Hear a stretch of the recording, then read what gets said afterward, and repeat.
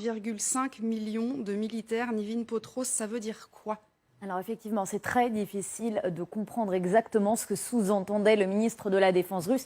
Évidemment, on va essayer de comprendre, mais ce qu'il faut savoir d'abord, c'est que les effectifs de l'armée russe, ils sont flous avec des chiffres qui sont soit pas communiqués, soit peu communiqués, soit des chiffres qui sont fiables.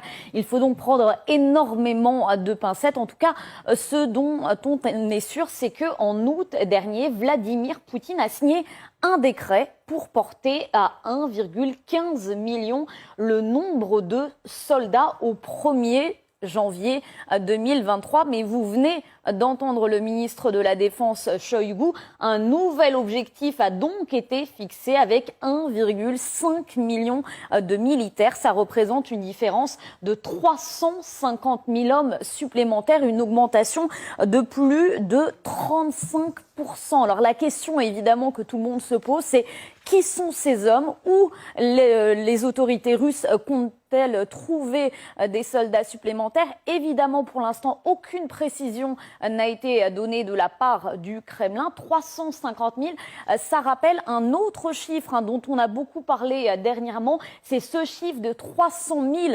mobilisés, dont la majorité est d'ores et déjà déployée en Ukraine. Alors, est-ce que cela veut dire que le Kremlin envisage une nouvelle vague de mobilisation? Évidemment, pour l'heure, impossible de le dire tel quel, mais en tout cas, il va falloir trouver ces hommes, d'autant plus que d'après le Pentagone, environ 100 000 soldats ou mobilisés russes sont déjà morts sur le front ukrainien. Alors, va-t-on vers une deuxième vague de mobilisation? Impossible à dire pour l'heure, mais il y a quand même deux indices qui nous laissent croire effectivement que quelque chose semble se préparer du côté du Kremlin. Deux documents que je voulais vous montrer. Le premier document, le voici. C'est un document qui a été donné aux policiers de Moscou. Qu'est-ce qu'on y voit? Eh bien, une liste des documents, du matériel nécessaire à préparer, puisque les policiers russes ont été invités à préparer un sac d'urgence, en sac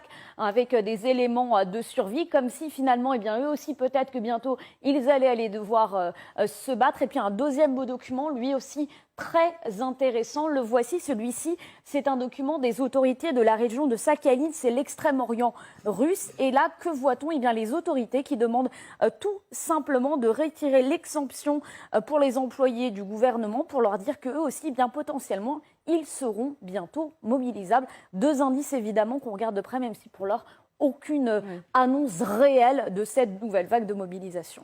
Merci beaucoup, Nivine Potros. Bravo, parce que vous avez travaillé très rapidement pour nous donner ces infos-là.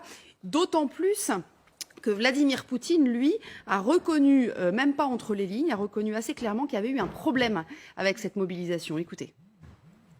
La mobilisation partielle a démontré un certain nombre de faiblesses.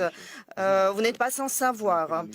Donc, vous savez que les mesures nécessaires sont en train d'être prises, mais il faut en tenir compte et donc réagir de façon moderne, contemporaine. Il faut donc moderniser le système des commissariats, des centres de recrutement. Donc, il est important de coordonner les efforts avec les autorités régionales, territoriales. Et il faut également coopérer avec l'industrie de la défense. Il faut renforcer les capacités de stockage pour aider les missions de déploiement militaire. Général Chovancy, hier on était ensemble, on se posait la question, qu'est-ce qu'il va annoncer? Nouvelle mobilisation, pas de nouvelle mobilisation? Manifestement quand même, il reconnaît qu'il y a un problème. Manifestement, il a l'air de reprendre largement la main sur les questions militaires, qu'il avait un peu délégué à ses généraux. C'est comme ça que vous l'avez lu aussi, vous? Oui, et puis je crois que les annonces d'effectifs sont importantes. Bon, maintenant, il faut peut-être relativiser. N'oublions pas que la Russie, c'est le plus grand pays du monde et que ses forces sont réparties sur l'ensemble d'un territoire immense.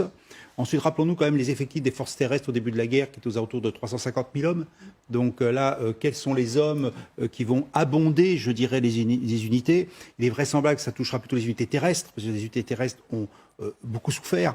Voilà. Donc maintenant, surtout, moi, ce que je comprends, je dirais surtout le message politique.